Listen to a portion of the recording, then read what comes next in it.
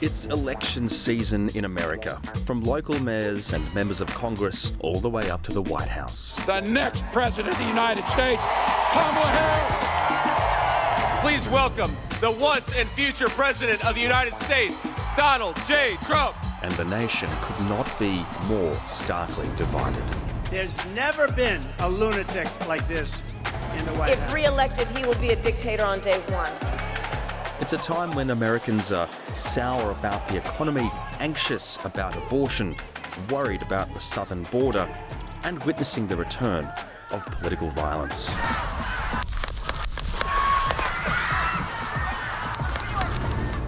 In the battleground state of Arizona, a fringe group of anti-government sheriffs is injecting itself directly into this political fight, vowing to take the law into their own hands.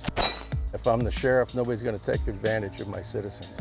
But really, who in our country are being attacked? Which groups? White middle class. We fell asleep and we trusted government. Now they're destroying our country and they're destroying our Constitution. On the cusp of historic elections, what does this mean for America? And what could these groups do to influence the outcome? What we have is a situation of people with great authority, with weapons, that unfortunately seem to be going rogue.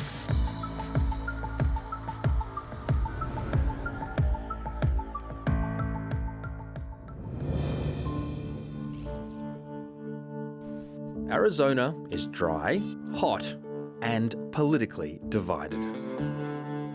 I've come to this ranch on the outskirts of the state's capital, Phoenix, to meet someone who wants to be a politician, but with a badge and a gun. Hey, Jerry. Nice to meet you. Nice meeting you, Darren. Jerry Sheridan. Pleased to meet you, mate. Thank you so much for having us on your ranch. Oh, my pleasure, my pleasure. Who are these beautiful guys? This is Buck, and this is Gus. It's real cowboy land out here, right? Oh yeah, oh yeah. Let me show you around. Jerry Sheridan is a career law enforcement officer. He spent nearly 40 years reporting to the sheriff of Maricopa County. Now, he wants to be the next sheriff. Oh, this is my small collection of firearms. Modest collection. I consider it modest. I'm very lucky. I have 3 submachine guns, and here in Arizona, we have very few gun laws. I'm going to go out on a limb, Jerry, and guess you're probably a pretty big Second Amendment gun rights guy. I am a big Second Amendment guy. Our country was founded on 2 principles: freedom of speech, freedom and liberty, and the guns to make sure that nobody takes that away from us. Mm-hmm. For Jerry, liberty and firearms go hand in hand. It's like some people collect coins, some people collect dolls. I collect guns. So if America went to hell in a handbasket, you'd have all the guns. Well, nobody's going to take advantage of the Sheridan family, I'll tell you that right now. And if I'm the sheriff, nobody's going to take advantage of my citizens. When you hear the word sheriff, this may be what you're thinking of. But sheriffs still exist today, and they can still wield considerable power. They oversee each of America's roughly 3,000 counties, which can be as small as a few hundred people or as large as several million. Just like police, they hold extensive powers to launch criminal investigations, seize evidence, enforce immigration laws, and control the county jail. But unlike the police chief, a sheriff is locally elected to 4-year terms in most states. They're largely unaccountable and difficult to remove from office. Here in Maricopa, America's 4th largest county, Jerry is running for sheriff as a Republican. He first needs to win a primary election against 2 other Republican rivals, then face a Democrat candidate on the same day as the presidential election in November. But there's one thing that sets Jerry apart from his rivals. He adheres to a fringe anti-government ideology that the sheriff holds ultimate power in their county and is not answerable to any federal authority, including the president. We seem to be getting less and less and less freedoms because of the tyranny of the federal government enacting all kinds of laws. Like what? Taxation generally, the EPA laws, or when we had COVID in 2020, okay? There were a lot of government mandates to wear masks, to close down restaurants, and so as a constitutional sheriff, I would not enforce those unconstitutional mandates. Jerry believes the sheriff's power stems directly from the Constitution. A constitutional sheriff will make sure that our elections are free to all people and that they're not corrupted in any way. And so if the sheriff finds a corruption in the election system, the sheriff can actually do something and arrest people. So you see for that. You see a role for the sheriff in the election process? Oh, absolutely, I do. Dogs are on.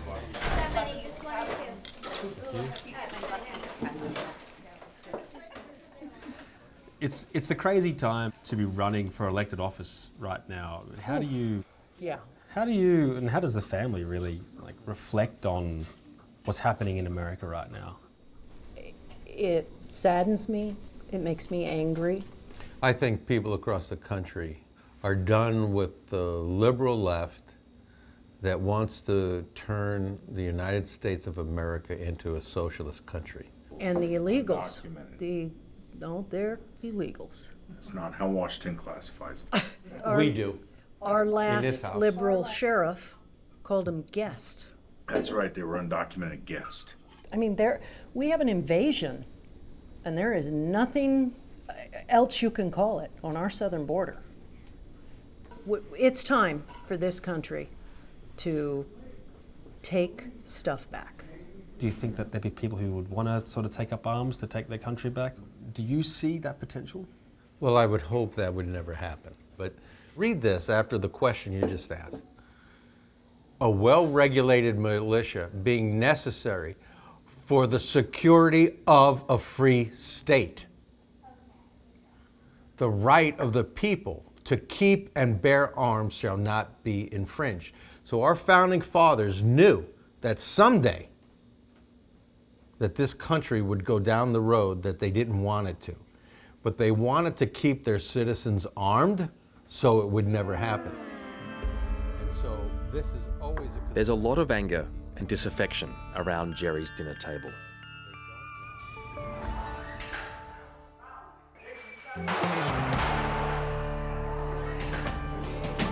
Hey, I'm Jerry Sheridan. I'm running for sheriff here in Maricopa County. Nice meeting you guys. Nice to meet you. Hi, I'm Jerry Sheridan, running for sheriff in Maricopa County. Hi, I'm Jerry. Hey, I'm Jerry. I'm running for sheriff here in Maricopa County. With the primary just a few days away, Jerry is making a campaign appearance with his core demographic. Did I get your vote? Oh, yeah. Okay. Yep. Yeah, very good. You want to protect your Second Amendment rights, I'm the guy. People here are looking to candidates like Jerry and Donald Trump to represent their idea of what America ought to be. In these parts, there's disillusionment with modern America, anger at the Democrat-led federal government, and widespread buy-in to the unsubstantiated allegations that the 2020 election was stolen. 2020 was stolen, obviously. There's too much evidence to say it wasn't. If it eventuated that Kamala Harris won the election, would you suspect that there was some funny business going on there? Absolutely. I want him to get in bad. It's almost as important as getting Trump in, to get him in. Okay, well, we're voting for him. Yeah. This is Richard Mack. He's a former sheriff who has endorsed Jerry. We will not survive Kamala Harris. No. The Constitution's already on her deathbed. You know, things are going to hell. Things are going to hell. He's also the founder of a controversial group called the Constitutional Sheriffs and Peace Officers Association, the CSPOA. Well, this is what I do now. I go around teaching about what you and I were just talking about. I teach the Constitution to law enforcement and public officials. Yeah. So, do we follow and enforce the United States Constitution? Well, I make sure we do. Well, that's the kind of person that we need. Thanks, You're man. the kind of guy we need, buddy. Well, listen. All right, have a you safe got trip. Our vote. Thank you, You sir. got our vote, sir. Thank you. You got our vote. Hey, Thanks again. the sheriff is the top executor of the law. Well, he can defend the people from the abuse and the oppression and the bullying of the federal government. I mean, it doesn't matter if they're in government, doesn't matter if they're a street criminal. Violate the law, you will be investigated and we will correct you.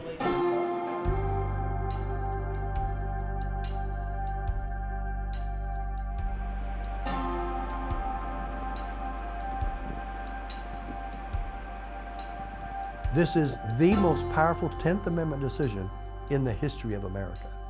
This is powerful, powerful stuff. It proves that the federal government is not our boss.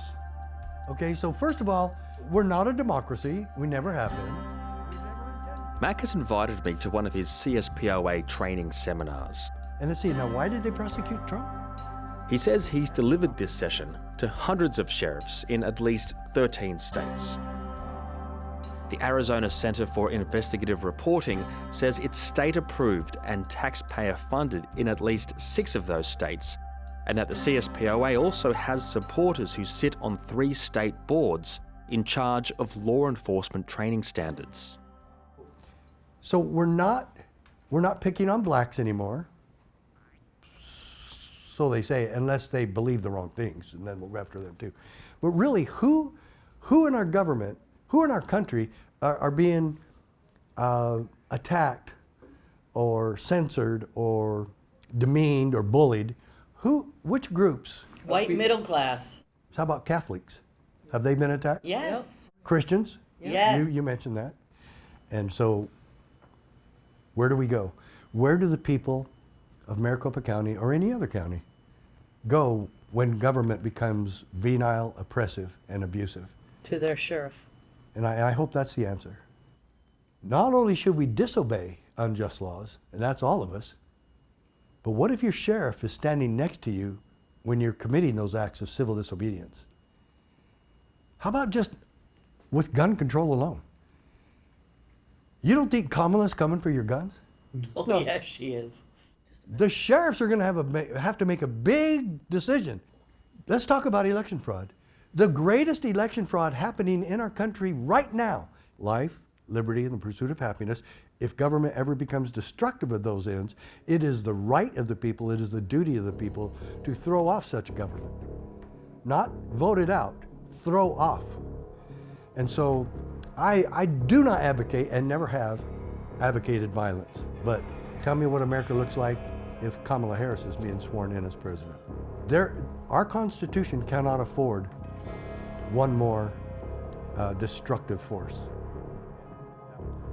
But weeks out from the presidential election, when democracy is said to be on the ballot in America, what happens when these fringe ideas are repackaged for mainstream appeal?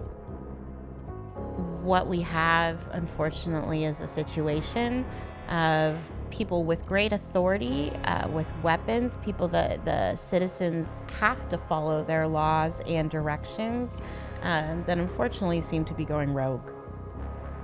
Being a constitutional sheriff makes them far-right extremists. The Southern Poverty Law Center has been monitoring the constitutional sheriffs since 2009 in an effort to expose what they say is a troubling role in American life, law enforcement, and now national politics. They do not have this authority that they have granted themselves. And if more sheriffs get into this, then what we're going to see is a breakdown in the rule of law, and we're going to see sheriffs that are at least tacitly interested in the breakdown of democracy as well. This is Richard Mack speaking at a recent event with Trump Republicans and election denialists. But folks, we must take liberty back and take America back county by county, one good constitutional sheriff with we the people at a time. But it's the CSPOA's other affiliations which Rachel is most concerned about. The CSPOA hobnobs with a large variety of domestic extremists in the United States. This includes everybody from white supremacists, neo-Confederates, as well as self-identified conspiracy theorists, sovereign citizens who refuse to follow the law, and then really everything in between. They call me a racist. They attack me because I stand with the Constitution. They say, Sam, you know, why do you guys do what you do? Aren't you a danger to society? This is Sam Bushman. He's the CSPOA's chief executive. Bushman is the owner of a radio and podcast network which says it promotes a free and virtuous society, but which the Southern Poverty Law Centre alleges provides a soapbox for far-right extremists. Almost every show on his network is hateful or in some way anti-government. He interviewed this guy who goes by Patrick Martin. He is a neo-Confederate white nationalist that was at Charlottesville that has claimed that, like, if there's ever another January 6th, that the people involved just need to kill everyone, the officers, the judges, everyone. Take that house!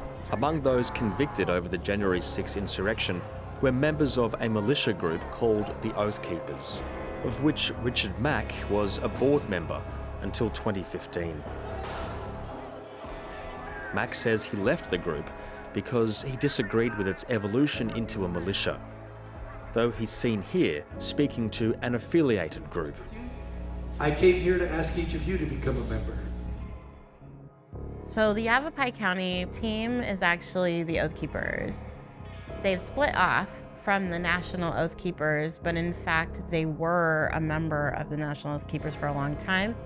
What's the ultimate shared goal of all these groups affiliating with each other, including the CSPOA? They are hoping to create a country where everyone is essentially following the rules that they set out, whether it's personally, politically, based on their own religious affiliations, while also attempting to radicalize law enforcement. We want those fucking traitors!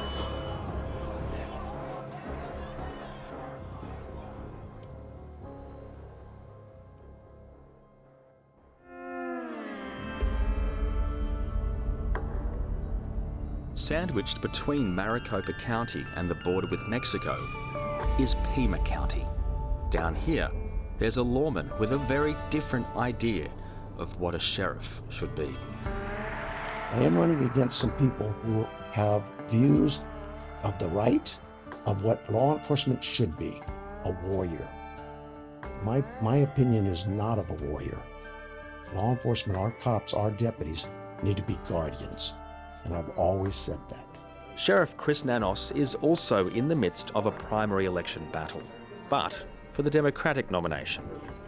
If you believe in what we're doing and that it's the right thing, get that word out. Every vote's going to count. So, put all that aside, let's get back to work. Sheriff Nanos is doing his rounds at the county jail. All inmates here are under his protection. Do you think that constitutional sheriffs would be making terrible decisions around who they keep in the jail and who they let out of the jail? Why wouldn't I? I can make if I am all superior, I don't have to listen to the federal government. It is a slippery slope.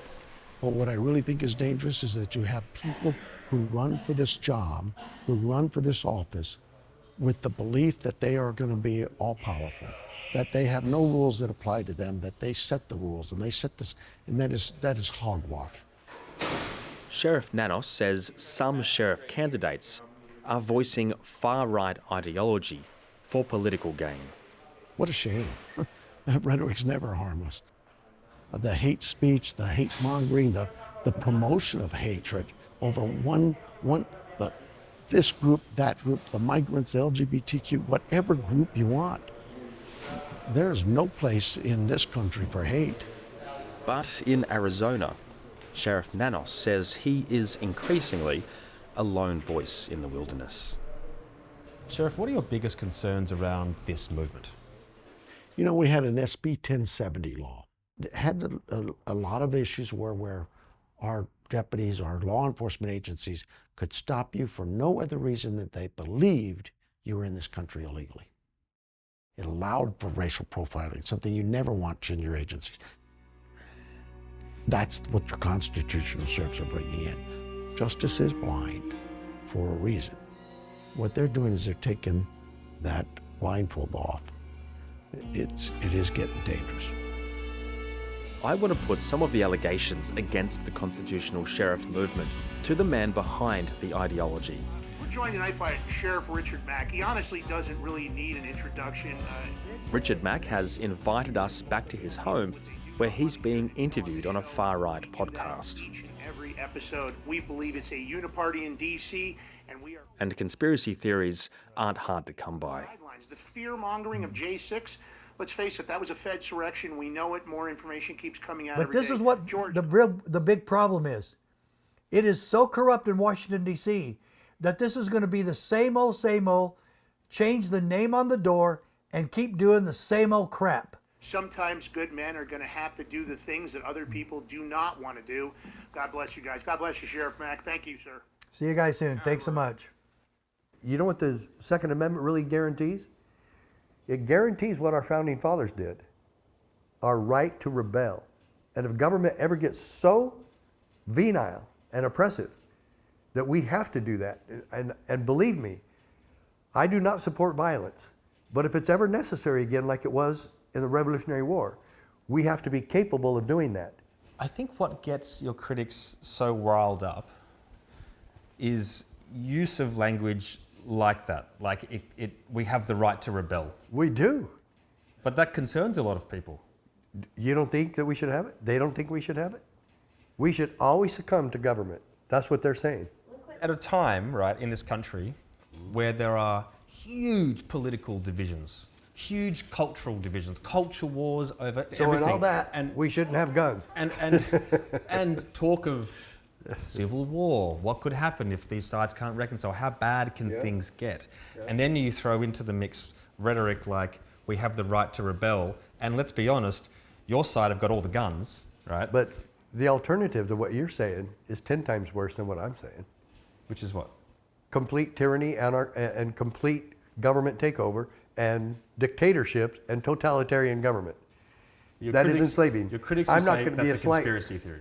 It's not conspiracy theory when you look at the condition of our country. And not every rebellion has to be violent. But we have that guarantee if it ever does happen again. I suppose the criticism there would be that the CSPOA exists in the same ecosystem as a lot of fringe groups that could potentially pose dangers to society. We have no part of a broader insurrectionist ideology that's emerged, particularly since the 2020 election. Mm-hmm. I think that's stupid. I'm not responsible for what other people believe.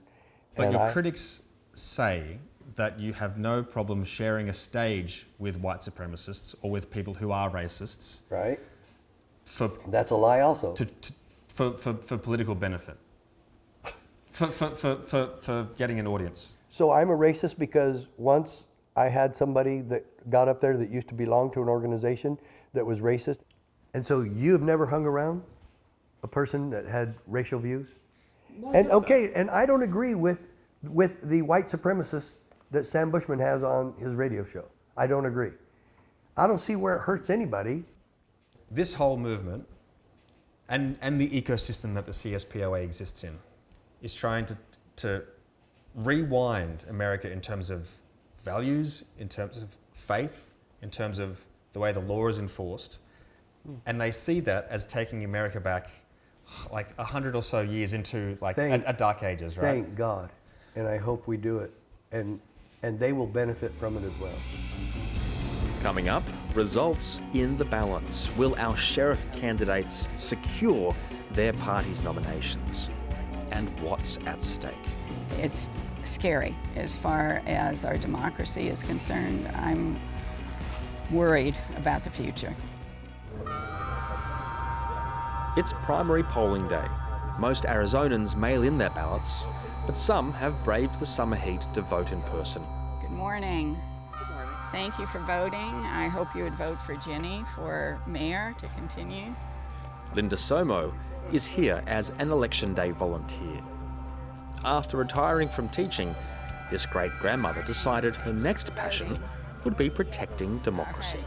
If we cannot vote, we don't have a voice in what happens to our future and the future of our kids, our grandkids. Linda and the Alliance were called into action in midterm elections 2 years ago, when Arizona became ground zero for election fraud conspiracies, spread in part by the CSPOA and constitutional sheriffs. Far-right activists began turning up at ballot boxes armed and masked. These are some photos of the armed guards that were by the ballot boxes in the last election that we stopped from happening. So you can see they're, carrying firearms. Carrying firearms. Their faces were covered. If I saw that guy at a ballot box, I would run in the other direction, I think. Yeah, and most people did. They're definitely part of the MAGA group. They, still, even though there's never been a shred of evidence of any kind that would indicate that there was mass fraud in the last election, they still insist that the election was stolen. It was part of a wave of armed ballot box monitoring, including by two groups with ties to the constitutional sheriffs, the Yavapai County Preparedness Team and the Lions of Liberty. How concerned are you that elected law enforcement officials are spreading election misinformation? I'm very concerned. Those are people, our elected officials, are ones we normally look up to and trust. And if they start spreading misinformation, disinformation, our government is just one more step in the grave. It's scary. As far as our democracy is concerned, I'm worried about the future.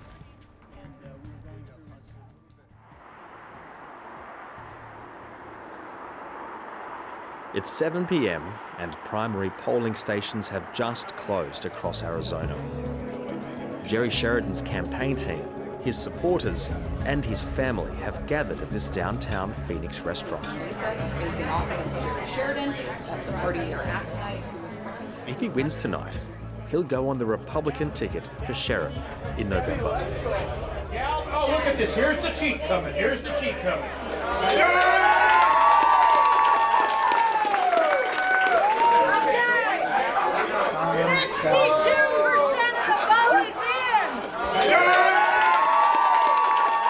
With the majority of votes counted, it'll be hard to catch Jerry from here.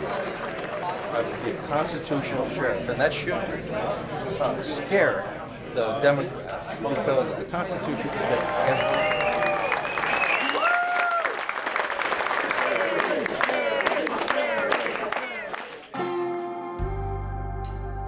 Down in Pima County, Sheriff Nanos has also just secured his party's nomination. We will move forward into November, and with all of the voters' help, we hope we'll continue on. Vowing to continue the fight against the constitutional sheriffs. That's not who we are as chiefs or sheriffs. That's not who we are as police officers or deputies. And that's not who we are as a community. And for the America that he and his supporters want to see.